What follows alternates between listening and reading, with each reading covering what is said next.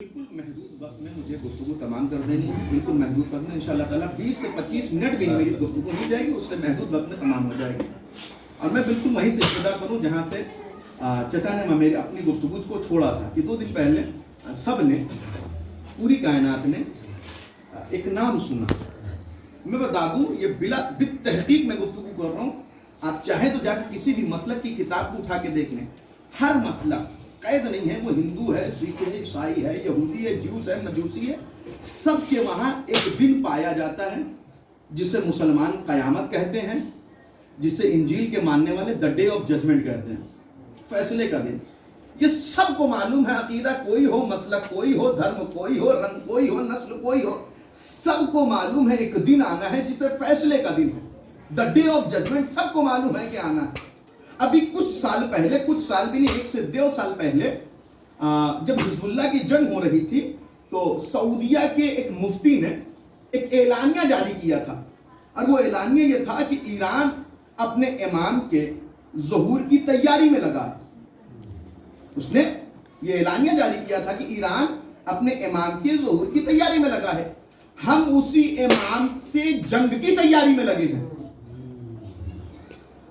سعودیہ نے کیا کہا کہ ایران اپنے امام کی ظہور کی تیاری میں لگا ہوا ہے، زمینہ فراہم کر رہا ہے، ہم بھی اسی امام کے، اس نے نام لے کے کہا تھا کہ ہم امام مہدی سے جنگ کی تیاری میں لگے ہیں۔ جب اس کے سعودیہ کے اس مفتی نے اپنے مقام سے یہ فیصلہ اور یہ فتویٰ صادر کیا کہ شیعہ گھبرائے نہیں کائنات میں، جہاں کہیں بھی ہیں، جب ان کا امام آئے گا، جہاں وہ اپنے امام کے ناصر و مددگار بننے کی تیاری میں لگے ہیں، وہیں ہم امام حسین، وہیں ہم حسین کے اس فرزند کے جنگ کرنے کی تیاری میں لگے ہوئے ہیں۔ جب یہ فیصلہ سعودیہ نے صادر کیا کہ ایران تیاری میں لگا ہے تو گھبرائے نہ، سعودیہ بھی تیاری میں لگا ہوا ہے۔ ایک مرتبہ جب یہ فیصلہ نافذ ہو گیا، پوری کائنات میں پھیل گیا، کسی نے جواب دیا نہیں دیا، مگر حزب اللہ کے کمانڈر سید حسن نصر اللہ، جو اسی امام کے بیٹے ہیں، جو اسی امام کے نسل سے ہیں، انہوں نے اپنے مقام سے جواب دیا کہ تم امام سے جنگ کی تیاری میں لگے ہو، تم کہتے ہو کہ ہم ایران سے جنگ کریں گے، تم کہتے ہو ہم عراق سے جنگ کریں گے، تم کہتے ہو کہ ہم آیت اللہ خامنائی کے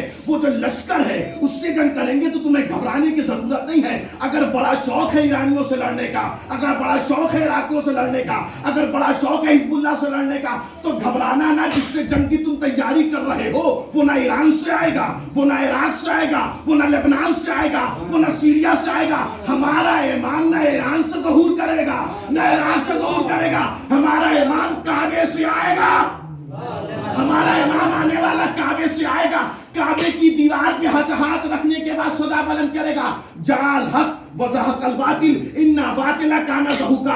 امام کی یہ صدا پورے کائنات میں پھیلے گی، امام کی یہ صدا پورے کائنات میں پھیلے گی۔ میرا عزیزو، بڑی ذمہ داری سے فکر عرض کر رہا ہوں۔ ابھی 2 دن پہلے جب یہ وبا پھیلی تو میں ایک موضوع سرچ کر رہا تھا، مجھے یہ چیز ملی کہ جب امام آئیں گے تو اس سے پہلے حتمی علامتیں کون کون سی ہیں؟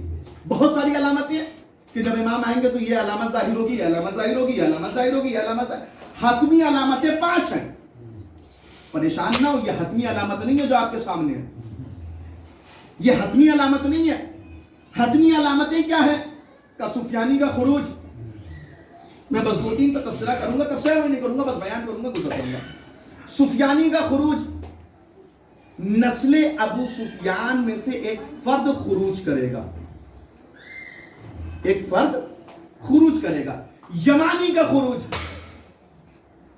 نفس زکیہ کا قتل، یہ 3 سن لیا ہے۔ نفس زکیہ کا قتل یہ بہت اہم علامت ہے امام کے ظہور کی، نفس زکیہ کا قتل۔ نفس زکیہ ہمارے 5ویں امام، امام محمد باقر علیہ السلام، اشتباہ نہیں کر رہا ہوں، یا 5ویں امام یا 6ٹھے امام، اگر میں اشتباہ نہیں کر رہا ہوں تو یہ روایت میں ہے کہ نفس زکیہ کے قتل کے 15 دن کے اندر امام کا ظہور ہو جائے گا۔ نفس زکیہ کے قتل کے 15 دن کے اندر۔ اب نفس زکیہ کیا ہے؟ کا ایک وہ نفس جو تزکیہ شدہ ہوگا، ایک وہ نفس جو تزکیہ شدہ ہوگا، اسے بے جرم و خطا والہانہ قتل کیا جائے گا، جسے نفس زکیہ کا قتل لکھا گیا۔ یہ 4-5 حتمی علامتیں ہیں جو ظاہر ہونی ہی ہونی ہیں، شیعہ اور سنی سب کے وہاں، اور بہت ساری علامتیں ہیں۔ مثلا 1-2 علامت سننا ہے، میں اپنی گفتگو کا آغاز کروں۔ مثلا پروردگار عالم آسمان سے عذاب نازل کرے گا. پروردگار عالم آسمان سے عذاب, اب اس میں یہ دور آ سکتا ہے جو دور ہمارے درمیان سے گزر رہا ہے. پروردگار عالم آسمان سے عذاب نازل کرے گا. میں انسانوں کی بات نہیں کر رہا ہوں, میں برادر ایمانی کی بات کر رہا ہوں, مومنین کی بات کر رہا ہوں. اور لوگ اس عذاب کو دیکھیں گے, اس عذاب کو محسوس کریں گے اور خدا سے خوف نہیں کھائیں گے. جملہ بات پہنچی میں تھوڑا سا اس کو واضح کر دوں اپنے چھوٹے بھائیوں کے لیے. پروردگار عالم آسمان سے عذاب نازل کرے گا, لوگ اس عذاب کو دیکھیں گے, محسوس کریں گے, اس سے خوف نہیں کھائیں گے. کیا مطلب ہوا؟ میں نے کہا نا یہ وقت آ سکتا ہے, عذاب نازل ہوا, سب کے دل میں خوف ہے, سب ڈرے ہوئے ہیں, سب خوف زدہ ہیں, لیکن اس کے باوجود کچھ افراد ہوں گے جو خوف نہیں کھائیں گے. آپ اٹھا کے دیکھ لیں اس زمانے میں اتنا عذاب نازل ہو جانے کے بعد بھی کہ پوری تاریخ انسانیت آج انگشت بدندہ ہے کہ کیا جائے. کسی کو کوئی علاج نہیں ملا, 1 سے 1.5 سال تک کسی کے پاس کوئی علاج نہیں ہے. میں چائنا کی اور امریکہ کی رپورٹ آپ کو دے رہا ہوں. 1 سے 1.5 سال تک کوئی اینٹیڈوٹ نہیں بن سکتا اس کا, سوائے اس کے کہ اپنی حفاظت کریں, سوائے اس کے کہ اپنے آپ کو محفوظ رکھیں. 1 سے 1.5 سال تک جو یہاں کے ترقی یافتہ ممالک ہیں ان کے پاس کوئی علاج نہیں ہے. اور یہ ہم سب جانتے ہیں کہ پروردگار عالم کا عذاب دیکھنے کے بعد کچھ لوگ خوف زدہ نہیں ہوں گے. آج اٹھا کے دیکھ لیں, عذاب نظروں کے سامنے ہے, نماز کا خیال نہیں ہے. توجہ ہے آپ کی؟ عذاب نظروں کے سامنے, یہ بھی نہیں ہے کہ مصروف ہے, 32 دن مہینے میں خالی ہیں ابھی تو. عذاب نظروں کے سامنے موجود ہے, نماز کا خیال نہیں ہے. عذاب نظروں کے سامنے موجود ہے, ذکر پروردگار کا خیال نہیں ہے. عذاب نظروں کے سامنے موجود ہے, تلاوت قرآن کا خیال نہیں ہے کہ نہیں؟ تو یہ ایک علامت جو میں نے کہا نا, ایک علامت یہ بھی بیان کی گئی ہے کہ آخری زمانے میں پروردگار عالم عذاب نازل کرے گا. لوگ عذاب کو دیکھیں گے اور دیکھنے کے بعد اس عذاب سے خوف نہیں کھائیں گے, اس عذاب سے ڈر محسوس نہیں کریں گے.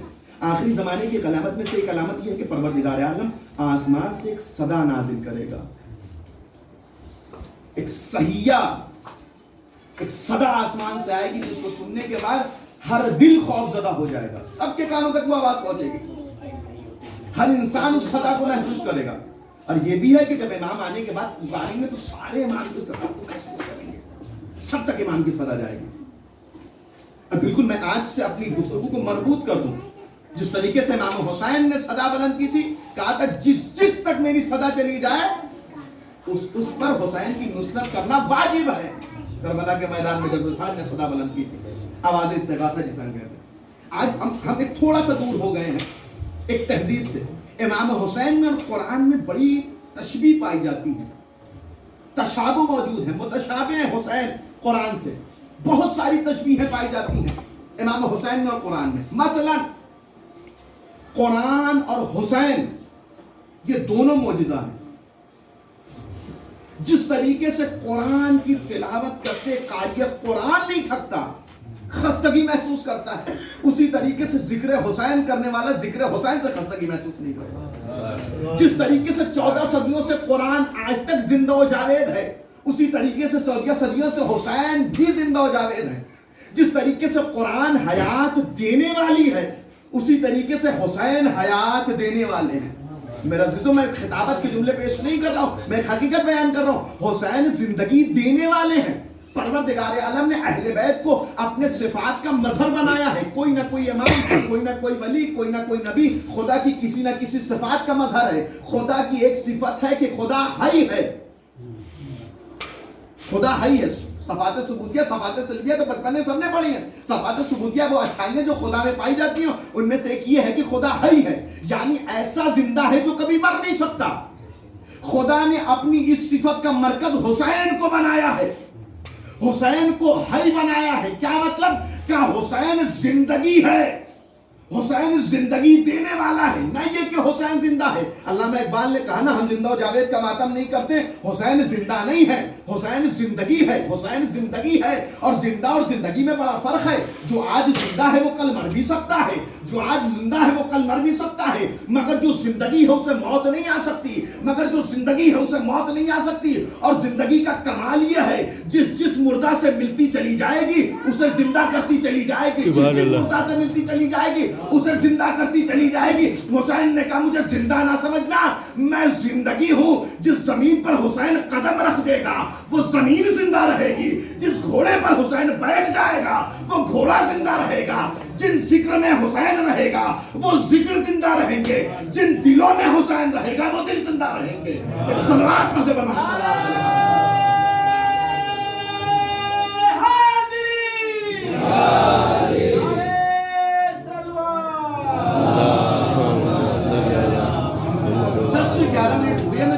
اور 8 سے 9 منٹ میں میری گفتگو تمام ہو جائے گی۔ حسین اور قرآن میں بڑی تشبیہ پائی جاتی ہے۔ آغا ناصر رفیعی جو مبلغ ایران ہیں انہوں نے بہترین تقسیم بندی کی ہے، 4 تقسیم بندی کی ہے۔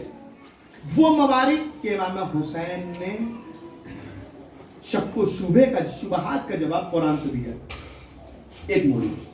دوسری مورد حسین کی زندگی کا، جب حسین نے اپنے سفر کا آغاز کیا ہے تو قرآن سے کیا۔ تیسرا امام حسین نے قرآن کی تعریف کی ہے۔ چوتھا مورد امام حسین نے قرآن کی تفسیر کی ہے۔ میں پہلے ہی مورد پہ گفتگو کروں میری گفتگو تمام ہو جائے گی۔ امام حسین نے شبہات کے جواب قرآن سے دیے ہیں۔ جب بھی امام حسین کی زندگی میں شبہات پائے گئے، شبہات یعنی جب کسی مسئلے کو لے کر، کسی قضیے کو لے کر انسان تشابہ میں، شک و شبہ میں، ہاں امام حسین نے قرآن سے اس کا جواب دیا۔ مثلا ایک مثال، ابن شہر عاشوب نے اپنی کتاب المناقب میں یہ روایت تحریر کی ہے کہ عبداللہ ابن عمریاس کا بیٹا عبداللہ ابن عمریاس، حوالہ میں نے آپ کو دے دیا، ابن شہر عاشوب نے اپنی کتاب المناقب میں، اہل سنت کے نزدیک بھی آتھنٹک کتاب ہے، انہوں نے اپنی کتاب میں یہ روایت لکھی کہ عبداللہ ابن عمریاس کا بیٹا ایک مرتبہ مسجد میں بیٹھا ہوا تھا۔ جب مسجد میں بیٹھا ہوا تو اس کے حلقے میں اس کے کچھ دوست بیٹھے ہوئے تھے۔ ایک مرتبہ امام حسین کا اس جانب سے گزر ہوا، جب حسین کا ادھر سے گزر ہوا تو ایک مرتبہ اس نے اپنے دوستوں کو خطاب کرنے کے بعد کہا کیا تم میں سے کوئی اس بات کو دوست رکھتا ہے کہ وہ زمین و آسمان کے نور کی زیارت کرے؟ جب امام حسین کا گزر ہوا تو اس نے کہا تم میں سے کوئی یہ چاہتا ہے کہ وہ زمین و آسمان کے نور کی زیارت کرے؟ کہا ہم دوست رکھتے ہیں کہ زمین و آسمان کے نور کی زیارت کریں۔ کہا من احبا، کہ جو یہ چاہتا ہے اس بات کو محبوب رکھتا ہے کہ وہ زمین و آسمان کے نور کی زیارت کرے، انظروا الی حسین الی وجہ حسین ابن علی، جو یہ چاہتا ہے وہ حسین ابن علی کے چہرے کی زیارت کرے۔ یہ کون کہہ رہا ہے؟ یہ معاویہ کا ایڈوائزر کا بیٹا کہہ رہا ہے، جو معاویہ کے لشکر کا سب سے بڑا ایڈوائزر تھا، عمریاس، جس سے بڑا چالاک و مکار و عیار کوئی نہیں، یہ اس کا بیٹا کہہ رہا ہے اگر کوئی یہ چاہتا ہے کہ زمین و آسمان کے نور کی زیارت کرے تو حسین کے چہرے کی زیارت کرے۔ وہیں ابا سعید بیٹھے ہوئے تھے، ایک مرتبہ تھا کیا تمہارا یہ عقیدہ ہے کہ حسین نور سماوات و ارض ہے؟ کہا بالکل میرا عقیدہ، میں یہ مانتا ہوں کہ حسین زمین و آسمان کے نور کا نام ہے۔ کہ جب تمہارا عقیدہ یہ ہے کہ حسین زمین و آسمان کے نور کا نام ہے تو جنگ صفین میں حسین کے مخالف کیوں تھے؟ امام حسین نے اپنی زندگی میں جو جواب دیے ہیں قرآن سے دیے ہیں، شبہات کے جواب۔ کہ اگر یہی بات ہے کہ تمہارا عقیدہ، تمہارا یقین یہ ہے کہ حسین زمین و آسمان کے نور کا نام ہے تو جنگ صفین میں حسین کے خلاف کیوں کھڑے تھے؟ اس نے کہا کیونکہ قرآن نے فرمایا تھا۔ کیا مطلب؟ کہ تم نے قرآن نہیں پڑھا؟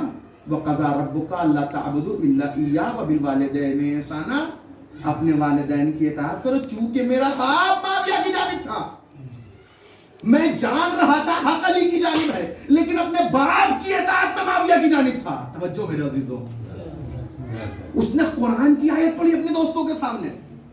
کیا آیت پڑھی؟ کہ تم نے قرآن نہیں پڑھا کہ اپنے والدین کی اطاعت واجب ہے، میں جانتا تھا حق علی کی جانب ہے، لیکن اپنے باپ کی اطاعت میں جو کہ قرآن نے واجب قرار دیا ہے، میں اپنے باپ کا دامن تھامے رکھا، میں حسین کی جانب نہیں آیا، میں علی کی جانب نہیں آیا۔ ابا سعید کے سامنے جب اس نے یہ جواب دیا تو ابا سعید نے کوئی جواب نہیں دیا، کوئی مبالغہ نہیں کیا، کوئی قرآن کی آیت نہیں پڑھی۔ ایک مرتبہ اس کا ہاتھ پکڑا، ہاتھ پکڑنے کے بعد امام حسین کی خدمت میں لا کے بٹھایا، لا کے بٹھانے کے بعد کا مولا یہ کہتا ہے کہ اگر کوئی زمین و آسمان کے نور کو دیکھنا چاہے تو آپ کے چہرے کو دیکھ لے۔ جب اس کا یہ عقیدہ تھا تو یہ جنگ صفین میں آپ کے خلاف کیوں تھا؟ میں نے پوچھا تو اس نے کہا قرآن نے کہا ہے وَبِالْوَالِدَيْنِ احسانا، اپنے والدین کے ساتھ احسان کرو، ان کی اطاعت کرو۔ جیسے ایک مرتبہ اس نے یہ آیت پڑھی، مولا حسین نے کہا تم نے قرآن کو سمجھا ہی نہیں کہ اطاعت والدین کہاں واجب ہے کہاں واجب نہیں ہے، کہاں اطاعت والدین واجب ہے کہاں اطاعت والدین واجب نہیں ہے۔ ایک مرتبہ مولا حسین کے سامنے جب یہ قضیہ آیا، مولا حسین نے سورہ لقمان کی آیت پڑھی، مولا حسین نے سورہ لقمان کی آیت پڑھی۔ کیا تم نے سورہ لقمان کی آیت نہیں پڑھی جس میں پروردگار عالم ارشاد فرماتا ہے اپنے والدین کی وہیں تک اطاعت کرنا، اپنے والدین کی وہیں تک بات ماننا جہاں والدین کا قول خدا کے قول سے نہ ٹکرا جائے۔ اگر والدین کا قول خدا کے قول سے ٹکرا جائے تو والدین کے قول کو ٹھوکر مار دینا، خدا کے حکم کی اطاعت کر دینا۔ کیا تمہیں نہیں معلوم رسول خدا نے غدیر کے میدان میں کہا تھا من کنت مولا ہو فہذا علی مولا، جس کا میں مولا ہوں اس کے یہ علی مولا ہے۔ اس کے بعد حدیث ارشاد فرمائی الحق مع العلی والعلی مع الحق، پروردگار حق کو ادھر ادھر موڑنا جدھر جدھر علی مڑ جائے۔ اگر خدا نے حق کا حکم علی کے ساتھ صادر کیا ہے، اب یہاں والدین کی اطاعت کام نہیں آئے گی۔ لا طاعت لمخلوق الا بمعصیت اللہ، حدیث میں نے آپ کے سامنے پیش کیا۔ لا طاعت لمخلوق، مخلوق کی اطاعت نہیں کی جا سکتی ہے پروردگار عالم کی نافرمانی کر کے۔ امام حسین نے بہت سارے ایسے موارد میرے پیش نظر ہے کہ میں عرض کر سکتا ہوں آپ کے سامنے۔ امام حسین نے اپنی زندگی میں کہاں کہاں قرآن سے جواب دیا، کہاں کہاں قرآن سے جواب دیا۔ خود کربلا کے میدان میں 2-3 روایت تو میرے پیش نظر ہیں، میں عرض کر سکتا ہوں، لیکن عرض کرنا مقصود نہیں ہے۔ امام حسین نے اپنی زندگی میں قرآن سے پیش کیے ہیں روایت تشابہ، لیکن میرا عزیزو چونکہ محفل ہے، ایک میسج ایک پیغام بھی پہنچانا ہے اور حالات حاضرہ کے پیش نظر پہنچانا ہے۔ میں روایت آپ کے سامنے حوالہ پہلے پیش کر دوں، اسی کتاب کا المناقب ابن شہر عاشوب اور بحار الانوار کی 2 جلدوں میں یہ روایت وارد ہوئی۔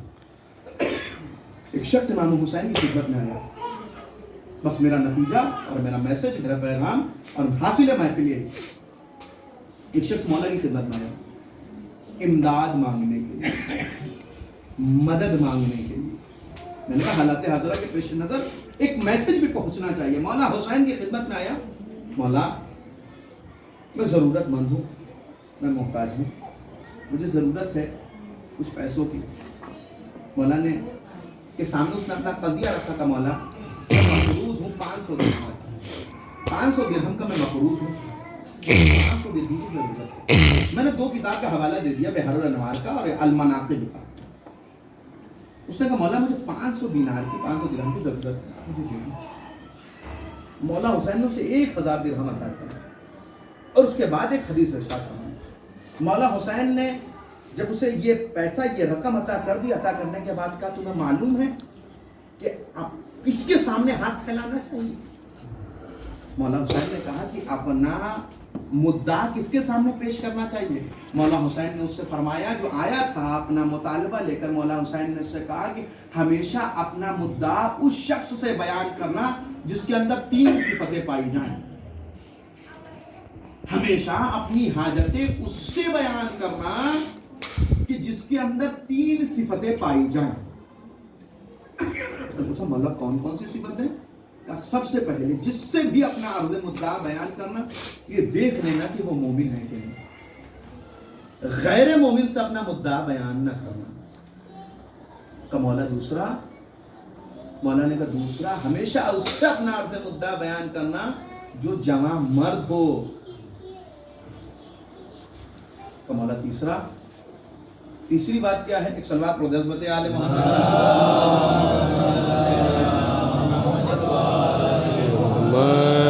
مولانا حسین نے کیا کہا؟ پہلا کہ مومن ہو، دوسرا کہ جو اس سے اپنا عرض مدعا بیان کرنا جو جوان مرد ہو، تیسرا مولا حسین نے کہا اس سے اپنا عرض مدعا بیان کرنا جو حسب اور نسب کے اعتبار سے شریف ہو.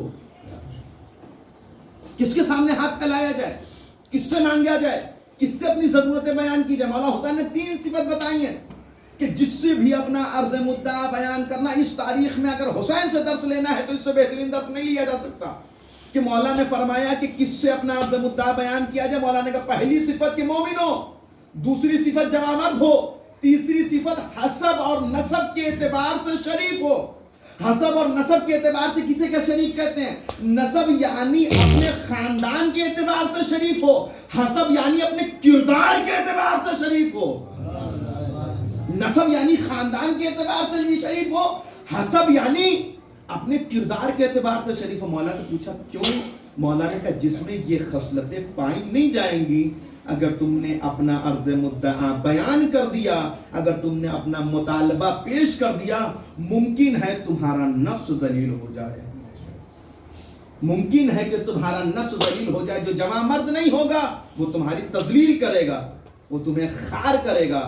مومن اگر تمہیں عطا نہیں کرے گا مگر تمہارا عرض مدعا کسی کے سامنے بیان نہیں کرے گا, جو حسب اور نسب کے اعتبار سے شریف نہیں ہوگا وہ تمہیں کبھی عزت عطا نہیں کرے گا. مولا نے فرمایا کہ اس سے اپنا عرض مدعا بیان کرنا. اس کے بعد بس نتیجہ میں عرض کر رہا ہوں, جب مولا حسین کی شہادت ہو گئی تھی تو مولا حسین کے پشت پہ ایک زخم تھا. اسی کتاب میں یہ روایت موجود ہے جو میں عرض کر رہا ہوں, بحر الانوار اور المناقب میں. مولا حسین کی پشت پہ ایک زخم تھا. چاہنے والوں نے سوال کیا تھا کہ بتائیے زخم نہ ہمیں تلوار کا لگ رہا ہے, نہ نیزے کا لگ رہا ہے, نہ گرز کا لگ رہا ہے, نہ بھالے کا لگ رہا ہے. مولا سجاد یہ زخم کیسا ہے؟ کہ یہ زخم نہ تیر کا ہے, نہ تلوار کا ہے, نہ نیزے کا ہے, نہ بھالے کا ہے. میرا بابا اپنی پوری زندگی, ہر ائمہ کی زندگی میں یہ سیرت آپ کو مل جائے گی, مولا حسین اپنی پوری زندگی مسکین, یتیم, اسیر, بیوہ, نادار کو رات کی تاریکی میں کمک پہنچایا کرتے تھے. اپنی پیٹھ پہ غزہ رکھ کر, اپنی پیٹھ پہ نان لے کر رات کی تاریکی میں اپنے بابا کی طرح ان کے سرہانے روٹی پہنچاتے تھے تاکہ جب صبح ان کی آنکھ کھلے تو ان کے درمیان ان کے سرہانے روٹی موجود ہو, مگر ان کو یہ نہ معلوم ہو کہ یہ روٹی لانے والا کون ہے, یہ کھانا پہنچانے والا کون ہے, ہمیں غذا دینے والا کون ہے. اہل بیت نے بالخصوص امام حسین نے ہمیں یہی سیرت دی ہے, امام حسین نے ہمیں یہی درس دیا ہے, امام حسین نے ہمیں یہی سلیقہ بتایا ہے کہ اگر کسی نادار کی مدد کرنی ہے, اگر کسی نادار کی کمک پہنچانی ہے تو اس انداز سے کمک پہنچانا جو سلیقہ, جو طریقہ, جو اہل بیت علیہ السلام کا تھا, اسی سیرت کو, اسی سیرت کو باقی رکھنا. وآخر الدعوانا الحمد والحمد للہ رب العالمین. آئیے اس بابرکت موقع پر ہم سب مل کر پروردگار عالم کی بارگاہ میں اسی امام حسین کے وسیلے سے دعا گو ہوں کہ پروردگارہ تجھے مولا ابا عبداللہ الحسین کا واسطہ ہم سب کو زیادہ سے زیادہ سیرت اہل بیت عطا کرنے کی توفیق عنایت فرما. پروردگارہ ہم نے ایسے موقع میں, ایسے ماحول میں اپنی محبت کا ثبوت دیا ہے, امام حسین سے محبت کا ثبوت دیا ہے. پروردگارہ ہم نے اس محبت کا ثبوت اس لیے دیا ہے کہ ہمارا شمار جب محشر میں پکارا جائے سب کا نام تو ہمارا نام حسین سے محبت کرنے والوں میں پکارا جائے. پروردگارہ ہماری اس محبت کو مولا حسین کے محضر میں شرف قبولیت عنایت فرما. پروردگارہ اس جشن کو مولا حسین کی خدمت میں شرف قبولیت عنایت فرما. پروردگارہ اس جشن میں جس نے بھی دامے, درہمے, سخنے, قدمے, سماعت کے اعتبار سے بھی جن لوگوں نے شرکت کی ہے ان سب کی نوکری کو مولا حسین کے بارگاہ میں شرف قبولیت عنایت فرما. پروردگارہ ہم بہت بڑی وبا کا شکار ہیں, ہم بہت بڑی بلا کا شکار ہیں. پروردگارہ ہمارے اوپر مصائب کی گھڑی ہے لیکن یہ اتنی بڑی گھڑی نہیں ہے کہ جن مصائب کی گھڑیوں سے مولا حسین گزرے ہیں, لیکن پروردگارہ ہم اسی حسین کے وسیلے سے تجھ سے دعا کرتے ہیں پوری تاریخ انسانیت کو, پوری تاریخ آدمیت کو, بالخصوص مولا کے چاہنے والوں کو اس وبا سے محفوظ فرما. پروردگارہ ہمارے قوم کا سرمایہ ہمارے مراجع کرام ہیں, ہمارے آیات اعظام ہیں, ہمارے علماء کرام ہیں. پروردگارہ ہمارے قوم کے سرمایہ کو اس وبا سے محفوظ فرما. پروردگارہ اہل بیت اطہار علیہ الصلوۃ والسلام کے صدقے میں ہم سب کو ویسا بنا دے جیسا ہمارا امام ہمیں دیکھنا چاہتا ہے. پروردگارہ ہم امام حسین کے وسیلے سے دعا کرتے ہیں کہ ہم اس وبا کے نتیجے میں اپنے مرحومین کی قبروں پہ نہیں جا پا رہے ہیں۔ اس ماہ شعبان میں ہر انسان اپنے مرحوم کی قبروں پہ جاتا ہے، مرحومین کی پروردگار ہم امام حسین کے وسیلے سے دعا کرتے ہیں جملہ مرحومین کی مغفرت فرما، انہیں اعلیٰ علیین میں محشور فرما، انہیں جوار معصومین میں جگہ عنایت فرما۔ پروردگارہ اس جشن کے امام زمان، اس جشن کے وسیلے سے امام حسین کے وسیلے سے، شہردہ معصومین کے وسیلے سے امام زمانہ کے ظہور میں تاجر عنایت فرما، ہم سب کو ان کے اعوان و انصار میں شمار فرما۔ اور ربنا تقبل منا انک انت السمیع العلیم برحمتک یا ارحم الراحمین۔ بسم اللہ الرحمن الرحیم۔ اللہم کن ولیک الحجۃ ابن الحسن صلواتک علیہ وعلی آبائہ فی هذه الساعة وفي كل ساعة وليا وحافظا وقائدا وناصرا ودليلا معينا حتى تسكنه أرضك توعا وتمتعه فيها طويلا.